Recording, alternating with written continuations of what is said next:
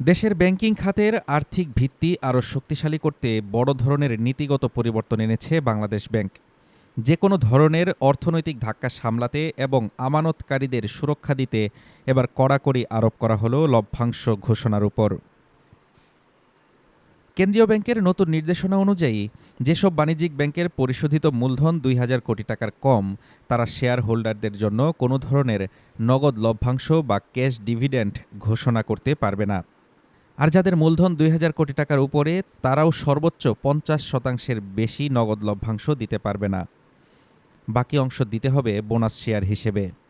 কেন্দ্রীয় ব্যাংকের এই সিদ্ধান্ত পুঁজিবাজারে তালিকাভুক্ত ব্যাংকগুলোর উপর বড় ধরনের প্রভাব ফেলবে।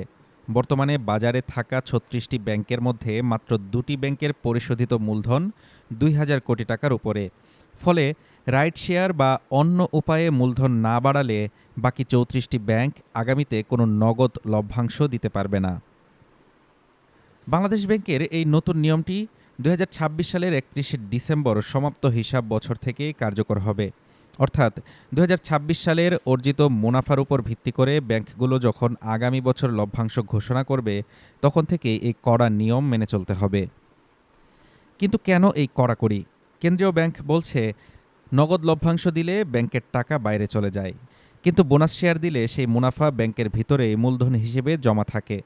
আন্তর্জাতিক ব্যাসেল ৩ নীতিমালা অনুযায়ী ব্যাংকগুলোর ন্যূনতম মূলধন আবশ্যকতা নিশ্চিত করতেই এই সংস্কার।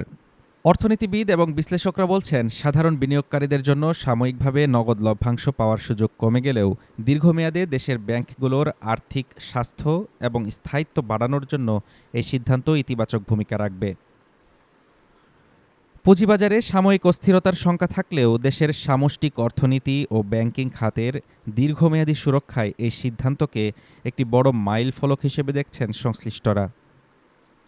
হাফিজুর রহমান তুষার, ঢাকা টুডে।